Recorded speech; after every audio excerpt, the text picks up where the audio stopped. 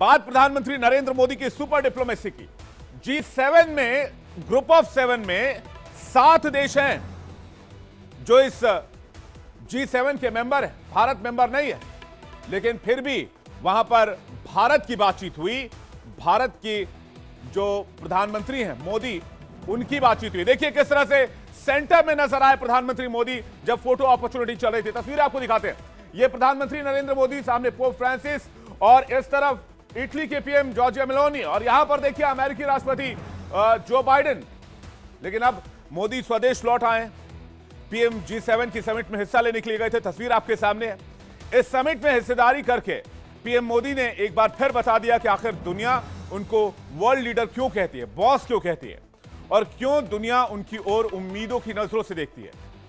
G7 summit में PM Modi की एक एक तस्वीर पूरी दुनिया में इस वक्त ट्रेंड हो रही है। अब आपको बताते हैं कि G7 में प्रधानमंत्री मोदी आखिर इतने जरूरी कैसे और क्यों बन गए।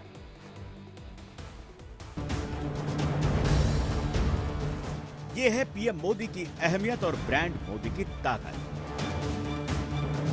दुनिया के सबसे ताकतवर ग्रुप की फोटो में प्रधानमंत्री मोदी किसी परिवार के मुखिया की तरह केंद्र में, सेंटर में खड़े हैं। PM Modi centre for attraction है, जबकि सुपर पावर अमेरिका के राष्ट्रपति जो बाइडेन किनारे खड़े हैं। दुनिया भर में ईसाई धर्म के सबसे बड़े धर्मगुरु भी इस तस्वीर में नजर आ रहे हैं। ये फोटो दिखाती है कि दुनिया आज किन उम्मीद भरी नजर से प्रधानमंत्री मोदी की ओर देख रही है। दुनिया में जंग से शांति करवानी हो तो दुनिया पीएम मोदी को याद करती है। दुनिया को कोरोना जैसे महामारी से निकालना हो तो दुनिया मोदी की ओर देखती है। दुनिया को कार्बन के साथ साथ जलवायु परिवर्तन जैसे संकट से उबारना हो तो दुनिया मोदी की राह पर चलती है। ऐसे में तीसरी बार भारत की बागडोर थामने के बाद ये पीएम मोदी का पहला विदेशी दौरा था, जिसका जिक्र उन्होंने अपने चुनावी कार्यक्रम में किया था। G7 समिट में प्रधानमंत्री मोदी ने एआई तकनीक को लेकर पूरी दुनिया को नया मोटो दिया। एआई फॉर ऑल होना चाहिए। तकनीक को विनाश के लिए इस्तेमाल नहीं होना चाहिए। तकनीक से प्रगति का रास्ता निकलना चाहिए। देखिए, ये जो G7 की ये काफी एक इम्पोर्टेंट ग्रुपिंग है दुनिया में।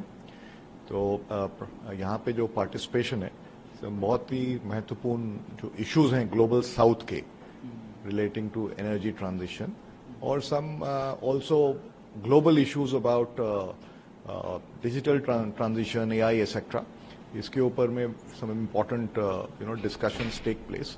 सो it is good and that the honourable prime minister is participating and he has provided tremendous leadership in B20। तो उसके भी जो इश्यूज हैं उसके ऊपर फर्दर डिस्कशन हो सकता है। प्रधानमंत्री मोदी G7 के विशेष अतिथि थे, लेकिन पीएम मोदी ने इस मंच से बता दिया कि दुनिया के लिए क्या है पीएम मोदी का विजन। दुनिया में G7 देशों के पास $48 ट्रिलियन की इकोनॉमी है। ऐसे में सभी देश भारत को इतनी तवज्जो क्यों दे रहे हैं? ये सारे विकसित देश हैं। G7 में पीएम मोदी की धमक की क्या वजहें रही हैं? आइए आपको बताते हैं। पीएम मोदी ने लगातार तीसरी बार सत्ता में वापसी की है, जो कि G7 के लगभग सभी देशों में सत्ता परिवर्तन हो चुका है। यह दिखाता है कि पीएम मोदी में भारतीय मतदाता विश्वास रखते हैं। लोकतंत्र की यही ताकत पीएम मोदी को इन नेताओं के बीच दमदार भी बनाती है। 2024 के चुनाव में कोरोना त्रासदी के बाद जो हुए हैं वो कोरोना त्रासदी के बाद हुए हैं, और इस चुनाव में भी पीएम मोदी सत्ता में लौटे। कोरोना काल में वैक्सीन से लेकर लॉकडाउन, फ्री राशन की परिस्थितियों को जिस तरह से मोदी ने संभाला, दुनिया भर में जिस तरह से वैक्सीन पहुंचाई, उसे लेकर पूरी दुनिया मोदी की कायल है। पीएम मोदी दुनिया में ताकतवर, दमदार नेता की छवि बनाने में कामयाब रहे हैं। पीएम मोदी की अप्रूवल रेटिंग 78% से ज्यादा है, जो दुनिया में किसी भी वर्ल्ड लीडर के मुकाबले कहीं आगे। यूएन से लेकर हर वैश्विक मंच पर पीएम मोदी ने अपनी बात और अपने विजन को बहुत क्लैरिटी के साथ रखा है। तभी आज दुनिया 21 जून को विश्व योगा डे मनाती है। पीएम मोदी की वजह से ग्रीन बैंक की शुरुआत हुई, जो जलवायु परिवर्तन के संकट में छोटे देशों का सबसे बड़ा सहारा बनकर उभरी है। पीएम मोदी का संकल्प है कि 2028 तक देश को तीसरी सबसे बड़ी वर्ल्ड इकोनॉमी बनाया जाए। आज भारत की जीडीपी $4 ट्रिलियन के पार जा चुकी है, और पीएम मोदी लगातार ऐसे आर्थिक प्रयास कर रहे हैं जिसे भारत की इकोनॉमी $5 ट्रिलियन तक पहुंच जाए। 2023 में दिल्ली में G20 का सफल आयोजन हुआ और इस आयोजन के बाद मोदी ने भारत की साख को दुनिया भर में मजबूत किया। पीएम मोदी ने अपनी विदेश नीति से चीन और पाकिस्तान को भी करारा जवाब दिया है और जो कद G7 में भारत का दिखा है उससे चीन और पाकिस्तान की नींद उड़ी हुई है। पीएम मोदी इटली से वापस स्वदेश लौट आए हैं। G7 की मीटिंग में पीएम मोदी ने दुनिया के सभी ताकतवर और ग्लोबल लीडर से मुलाकात की। अपनी नमस्ते डिप्लोमेसी के जरिए पीएम मोदी ने दुनिया में भारत के पक्ष में एक सकारात्मक माहौल तैयार कर दिया है। इटली में जॉर्जिया मेलोनी ने पीएम मोदी का स्वागत नमस्ते करके किया और पीएम मोदी की वापसी से पहले जॉर्जिया मेलोनी ने पीएम मोदी के साथ एक सेल्फी वीडियो बनाया और टीम मेलोडी के साथ दुनिया को सलाम भेजा, जिसके बाद जॉर्जिया मेलोनी का क्रिएट किया गया #मेलोडी ट्रेंड होने लगा।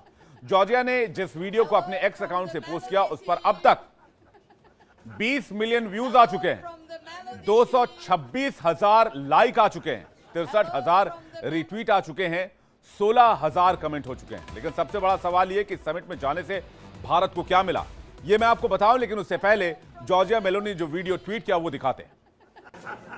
Hello from the Melody team. Hello from the Melody team. Hello from the Melody team. अब सवाल यह है कि समिट में जाने से भारत को क्या मिला। इटली से पीएम मोदी भारत के लिए क्या लेकर आए हैं। भारत यूरोप से सड़क मार्ग से जुड़ेगा। भारत पश्चिम एशिया यूरोप आर्थिक गलियारा परियोजना शुरू होगी। हाई स्पीड रेलवे प्रोजेक्ट से यूरोप भारत से जुड़ेगा। IMEC चीन की BRI का जवाब है। वो फ्रांसिस को भारत आने का न्योता दिया गया है। निर्जर पन्नू विवाद पर ट्रूडो को दो टूक जवाब दे दिया गया, भारत का पक्ष बता दिया गया। बुलेट ट्रेन प्रोजेक्ट पर जापान का साथ, जापान के 5 ट्रिलियन येन के निवेश पर भी चर्चा हुई है।